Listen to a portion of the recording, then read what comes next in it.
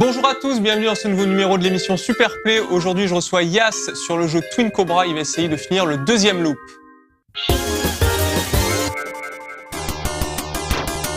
Twin Cobra fut développé par Toiplan en 1987, un studio apprécié des amateurs de shoot 'em up et qui a notamment produit V5, déjà vu dans cette émission. Ce jeu est très classique dans son approche, mais a su imposer divers codes qui ont participé au fondement du genre vertical arcade. Aux commandes d'un hélico, le joueur devra affronter des ennemis tout au long des 5 niveaux. L'engin peut être équipé tour à tour de 3 armes. Il suffit pour cela de ramasser l'item variant de couleur entre bleu, rouge et vert. Le tir bleu est le moins puissant, mais celui qui couvre le mieux l'écran, aidant ainsi le joueur à nettoyer les vagues incessantes d'ennemis. Le tir vert est le plus puissant, mais le plus concentré. Enfin, le tir rouge est un bon compromis entre les deux autres tirs. Pour augmenter sa puissance de feu, il faudra récupérer des items marqués de la lettre S. Enfin, l'hélico dispose d'une Smart Bomb dont le délai de latence avant explosion n'en fait pas une arme qui permet de s'en sortir à coup sûr. Yas vient de finir le premier loop du jeu en ne perdant aucune vie et dispose à présent d'assez de ressources pour se mesurer au redoutable second loop, à ses ennemis encore plus rapides, plus agressifs et ses boss encore plus puissants. Sortira-t-il indemne de ce véritable guêpier sous le feu intensif des ennemis et des nombreuses machines de guerre qui l'attendent ?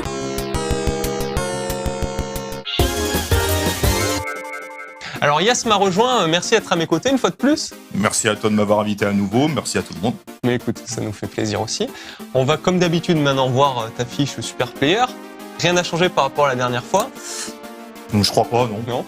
Bon, cette fois, on va parler du fait que tu es très persévérant. C'est un de tes points forts. Ah ça, oui. Et quand je dis persévérant, c'est à la fois dans le bon et le mauvais sens du terme. C'est-à-dire que je peux être persévérant à donc vouloir décrypter un jeu plus ou moins ou à le réessayer en permanence pour fixer un objectif ou tout du moins une stratégie. Mais je suis aussi très persévérant, en ce sens que je suis un professionnel du rage reset. Alors ce qui fait qu'en général, pour faire un ratio, je dirais que sur la plupart des jeux, quand je me fixe un objectif, j'ai une réussite ou plusieurs réussites que j'essaye d'immortaliser ou tout du moins que j'essaie de mémoriser. Mais derrière une réussite ou deux réussites, il y a 50, 60, voire 100 parties qui ont soit avorté sur la fin, mais donc soit des genre où vous perdez une vie dès le début. Et ça, je sais que c'est peut-être pas à faire, mais moi, dès que je sens que c'est trop mal engagé, ça me fout le moral en l'air et donc je pars mal. Donc, mais tu recommences tout de suite, donc persévérance. Tout de suite.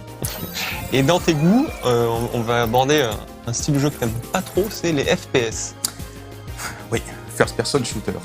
Alors en fait, pourquoi ? Comme tout le monde au début. T'aimes pas te faire tirer dessus ?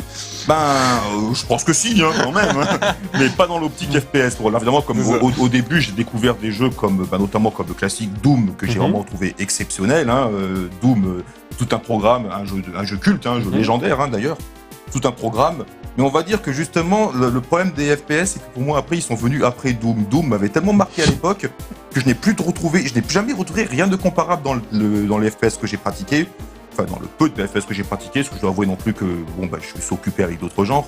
Et ce qui fait que là, moi, franchement, quand je vois les FPS modernes tourner, alors certes, je ne peux pas nier la performance technique, et il y a de très bons joueurs de FPS, mais globalement, moi, le FPS, ça me laisse de marbre. Et globalement, comme je suis plutôt un joueur console, et que le FPS est plus un genre réputé pour les micro-ordinateurs, ça veut dire que c'est vraiment, manette, c'est vraiment pas mon truc, quoi. Ok, bon allez, on lance le jeu. Donc tu vas peut-être nous finir le deuxième loop, mais on va pas voir le premier, là on est directement au deuxième. Directement au deuxième, effectivement. En fait, je vais résumer la chose assez vite. Le loop 1, qui certes a sa petite difficulté quand même, mais le loop 1 est finalement, en fait, dans mon optique, le loop 1 sert juste à se préparer, à se mettre des ressources de côté suffisamment pour affronter le loop 2, qui là, par contre, pour le coup, va vraiment se montrer furax. Alors, quand je dis que le loop 1 sert à se préparer, déjà, à titre d'honnêteté, je précise que sur cette partie-là, sur ce run-là, je joue avec un autofire. D'accord. Qu'il y a plusieurs types d'armes, que je joue avec le type bleu, qui est l'arme déployée. Donc, il y a plusieurs types. Il y a un tir jaune, il y a un tir rouge qui est en fait une extension du tir Vulcain de base, un tir jaune qui est un tir latéral et frontal, un tir vert qui est un laser extrêmement puissant mais complètement inutile parce qu'on voit qu'on est attaqué de partout et là ce tir vert est très puissant mais n'a aucune portée, aucune envergure, donc vraiment à éviter, enfin de mon point de vue. Moi je ne doute pas que certains joueurs arriveraient à s'en sortir, mais moi pas en tout cas.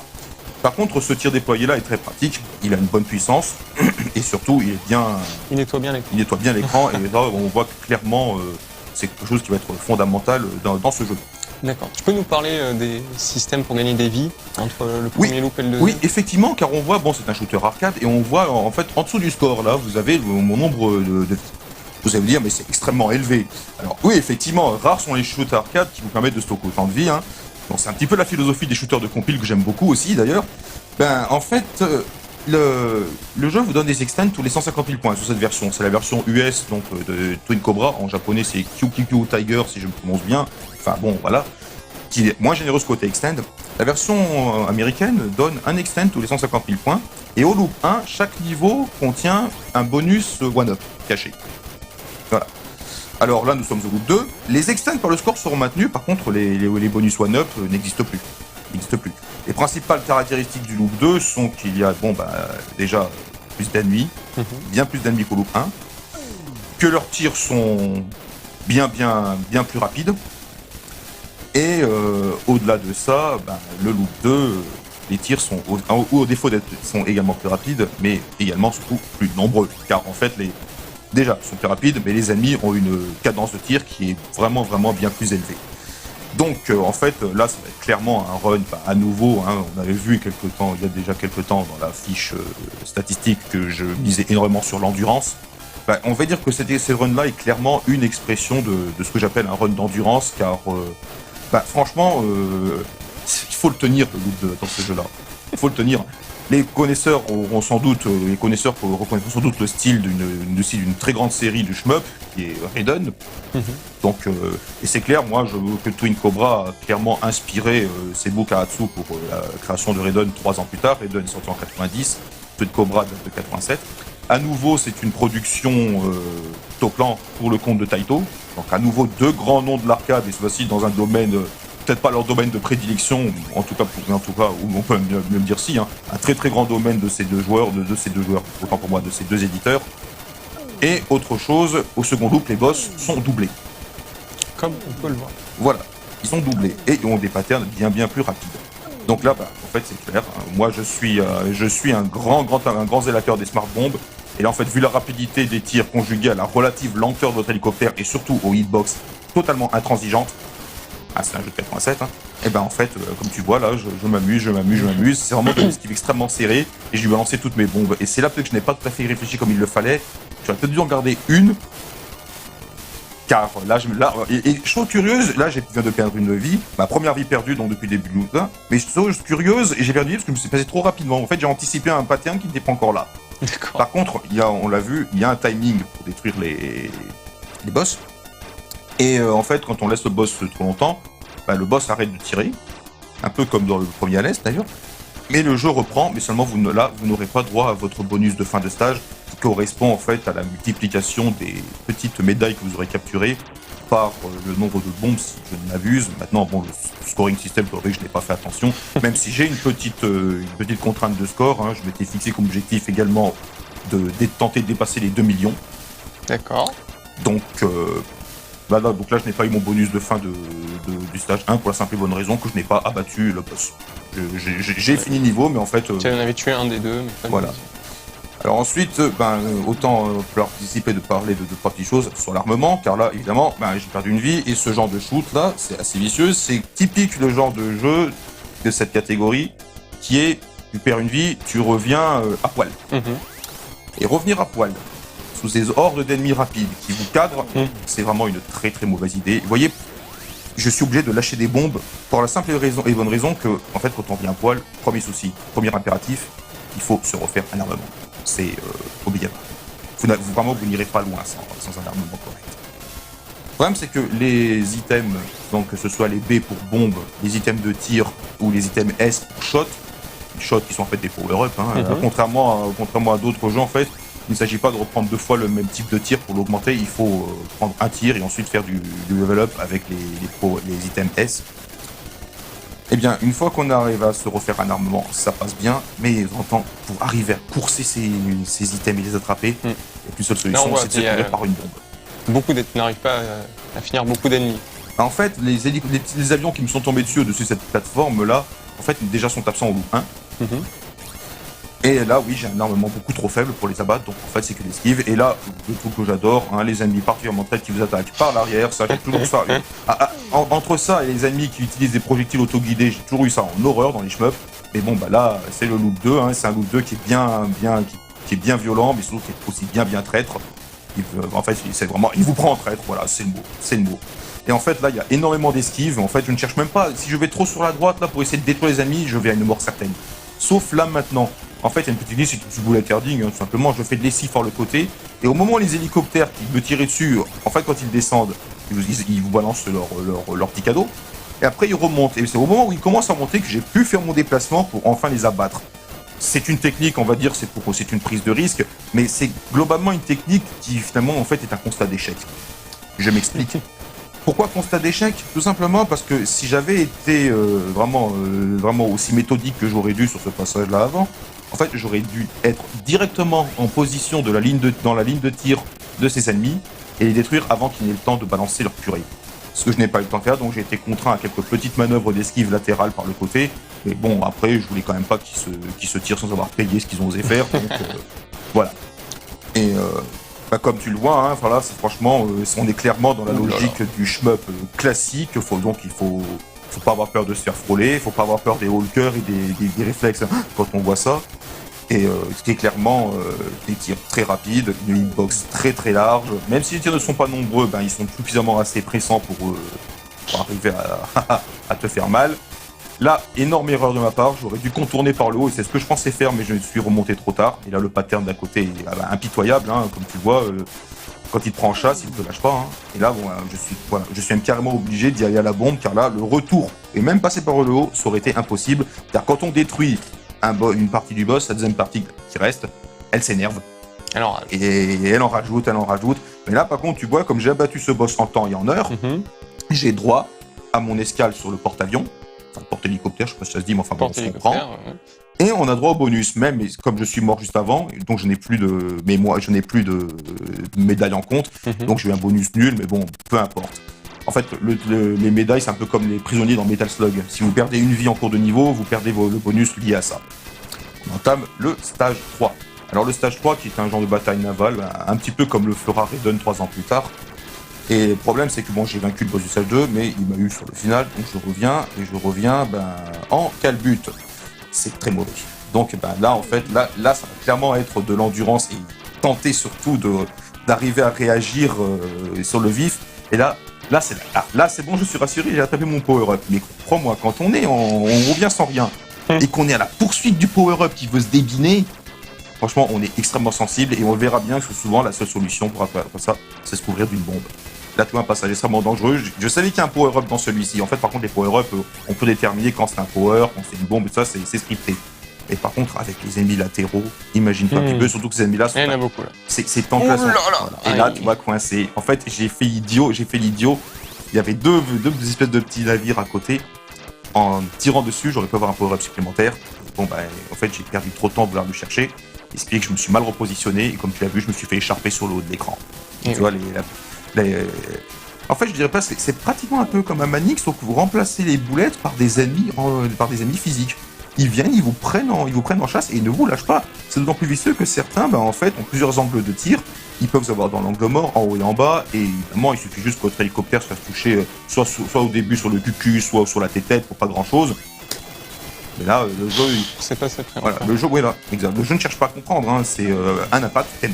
Voilà, somme toute, c'est la logique de l'époque, et c'est une logique quand même que je trouve très logique. Pardon. Mais vraiment, les hitbox sont intransigeantes et il n'y a absolument rien d'autre à redire que là, il faut éviter tout contact, même si on se fait frôler. Là, par exemple, là, rien que ça, c'est pas grand-chose. J'ai esquivé une boulette, et puis après, j'ai dû esquiver un hélicoptère. Mais rien que ça, quand t'es dans le feu de l'action, c'est vraiment des esquives, je vous assure, qui vous font battre le pouls, quoi. Donc, il y a un système de rank ou pas du tout? Pas du tout. Pas du tout. Là, c'est-à-dire, quand t'es surarmé, tu meurs le jeu ne devient pas plus facile et en plus t'es à poil. Pas du tout. Ah oui, exactement, c'est exactement ça. Alors là, il n'y a aucun système de rank, aucun rien. Il n'y a pas de système d'intelligence artificielle pour ce qu'on a vu auparavant. Non, là, c'est vraiment... En fait, le jeu et les lignes de code sont telles que le jeu est programmé pour attaquer de cette façon-là. Et ça, quel que soit votre niveau d'armement ou votre niveau de vie ou votre stock de bombes, enfin, toutes les informations qui pourraient, dans un jeu un peu plus contemporain, influer sur l'IA ou sur le rank, là c'est parfaitement inopérant. Parce qu'on rappelle, on est en 87. Là on est en 1987, oui, selon Twin Cobra, c'est un grand classique de l'arcade. C'est la suite d'un précédent jeu qui a été fait par Poplan et Taito également, qui était Tiger Ellie.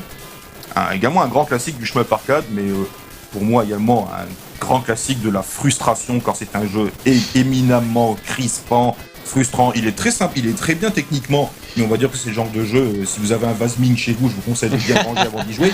Mais et en fait, sa suite, Twin Cobra, qui est infiniment plus souple, qui a des tirs qui vont au bout de l'écran, ce qui n'était pas le cas dans Tiger Ellie. Bref, c'est clairement une énorme évolution dans ce genre de shmup. Donc, il y a un classique des années 80, moi, que j'aime énormément. Et là, bon, voilà, on l'a vu encore. Hein. Oui, je sais, ça fait vraiment petit joueur, je claque sur tous les boss, mais arriver comme ça avec un armement déjà très diminué, même avec un armement maximal au loop 2, les boss sont doublés et plus résistants. Par contre, quand on meurt, quand on meurt et qu'il reste encore une partie du boss, donc le boss il s'énerve, mais j'ai l'impression que, en fait, c'est un peu comme dans un beat'em all, tu sais, quand tu perds une vie et que tu reviens, t'entends tes ennemis qui sont couchés par terre ou qui sont un peu entamés pour t'aider à reprendre un peu plus vite.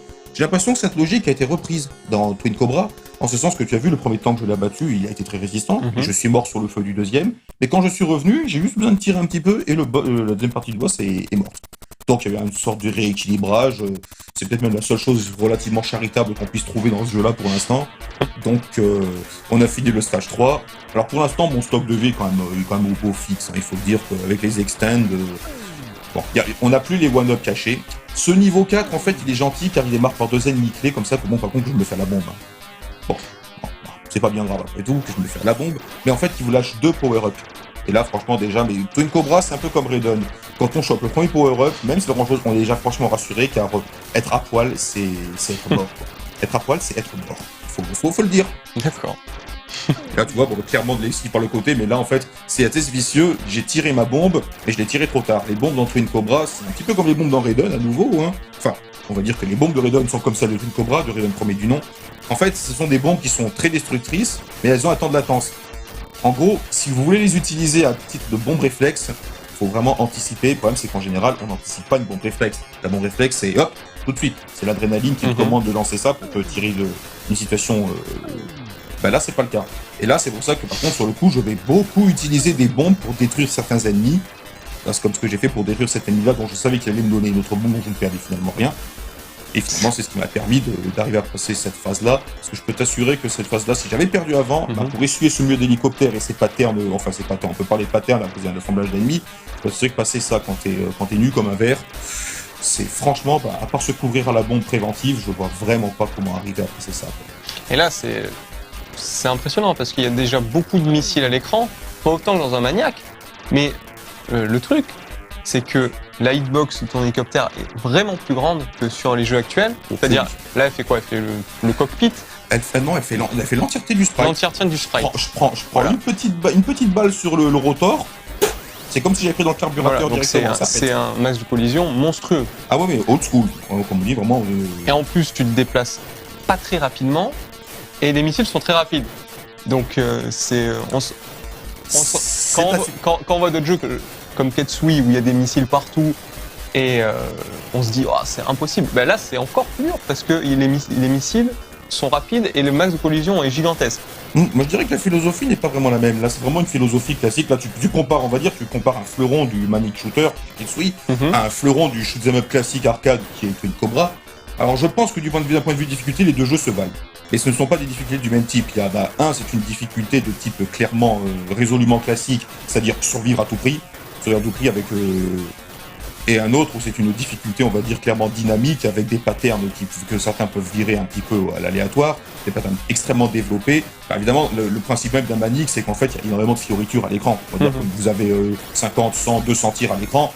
En général, il faut juste se concentrer sur un chemin, et de temps en temps, vous pouvez carrément faire abstraction des 2 tiers des restes des projectiles, et je dirais même tant mieux. Un jeu vraiment difficile, et je vais dire avec Carbula, injouable, ce serait imagine un Twin Cobra, c'est-à-dire un jeu avec la hitbox d'un Twin Cobra et la vitesse d'un Twin Cobra, mais combiné avec les patterns d'un Ketsui. Là, bon courage champion si vous voulez vous y mettre. Ah oui. Donc c'est Et vraiment... c'est scripté là, tu fais toujours le même chemin ou c'est de l'impro?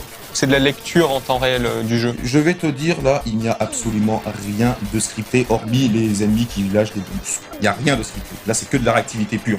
Et c'est d'autant plus difficile qu'avoir une réactivité pure avec des moyens aussi limités que ça. Non mais tu vois un petit peu. Là, je suis passé entre un pattern, c'est extrêmement risqué. Là, en fait, j'ai pas eu le temps de décaler avant, donc je suis mort. Mon nombre de vie commence à baisser un petit peu. Mais bon, c'est fini par passer. Mais à nouveau, non. En fait, si je reste... T'as pas eu le temps de faire la bombe, je n'ai même pas eu le temps de tenter une bombe préventive ou de me bouger. Le pattern est arrivé dessus et j'étais trop près de l'ennemi. C'était tellement rapide que je me suis fait dézinguer, quoi. Mais là, franchement, hormis certains ennemis clés dont ils vous donnent des bonus, je n'ai pas de script. C'est vraiment de la réactivité pure. Et là, comme je suis mort sur le boss une fois, je n'ai pas eu mon bonus. Alors, vous dire, c'est pas bien grave, voilà. Imagine déjà, tu vois, ça, déjà, franchement, ça c'est déjà sympa comme comité d'accueil. Il doit à peine de démarrer, tu as déjà des attaques bien vislards par l'arrière, comme je les aime.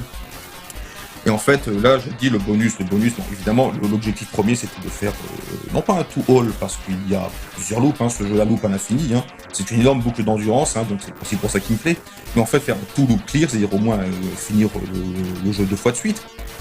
Et au-delà de ça, finir le jeu 2 fois de suite, c'était clairement mon objectif, mais comme je l'ai dit, j'avais clairement envie de dépasser les 2 millions.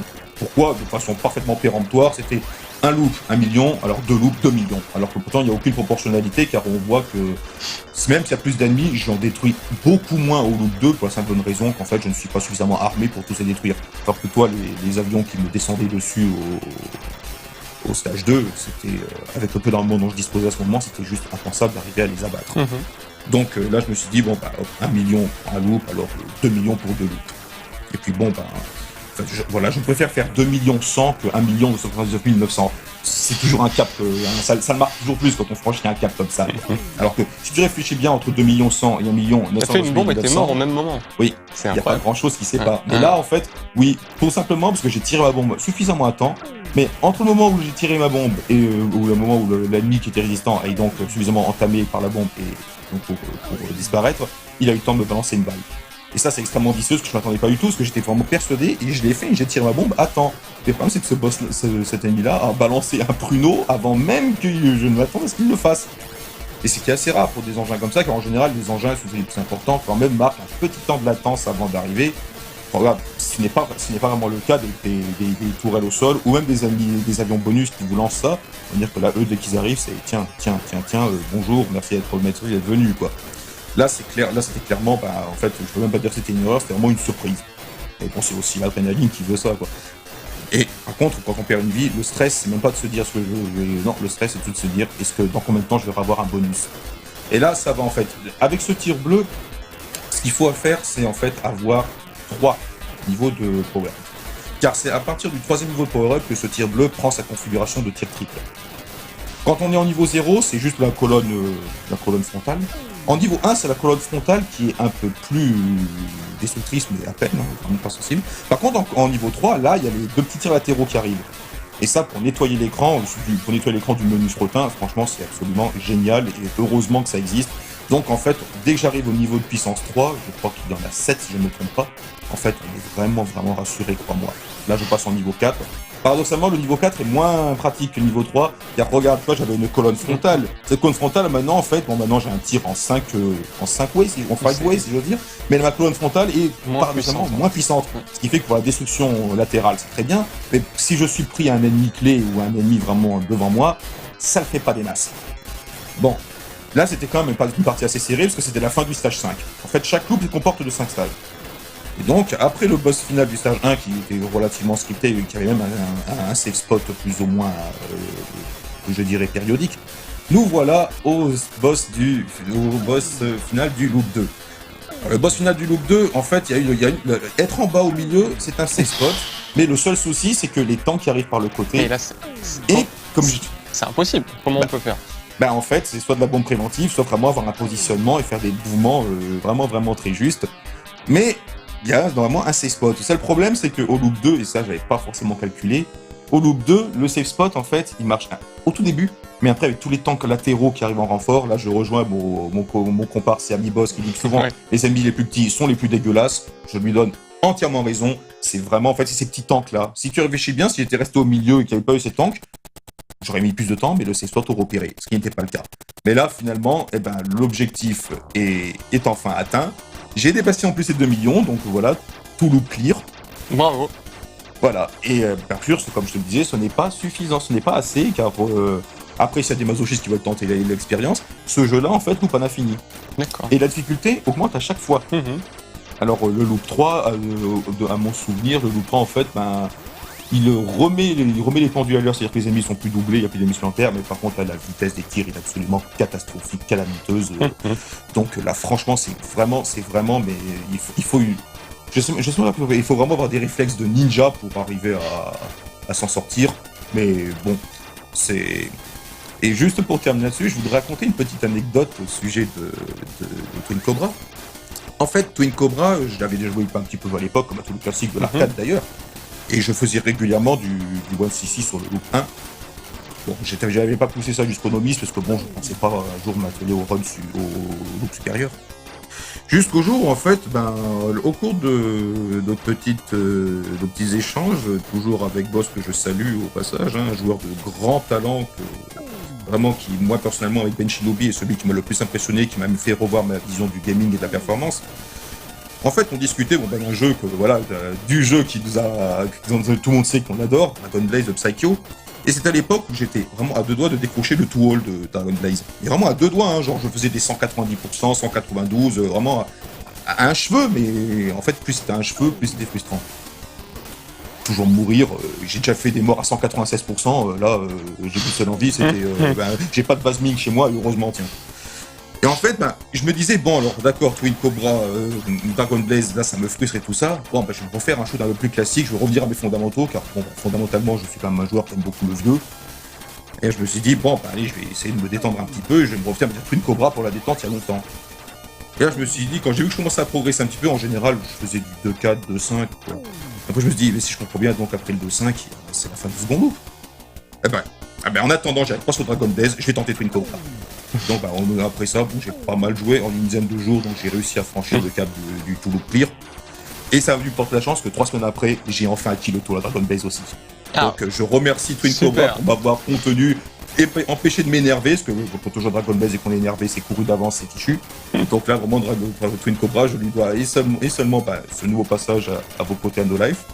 Et également, quelques semaines après, le fameux tour de Dragon Blaze. Donc ça a été une belle vengeance sur le destin, grâce à Twin Cobra. Super. On te remercie une fois de plus d'être venu. Et moi aussi, une fois de plus de m'avoir accueilli. Parce que t'es pas parisien, tu fais l'effort de venir, et ça c'est sympa. Oh, effort. Quand on aime, ce n'est jamais un effort. Je vous rappelle l'email de l'émission, superp@nolife-tv.com si vous voulez envoyer vos runs, comme d'habitude. N'hésitez pas. Et on se dit à dans 2 semaines pour une prochaine émission. Merci As, à bientôt. Salut à tous, merci Anthony. Au revoir.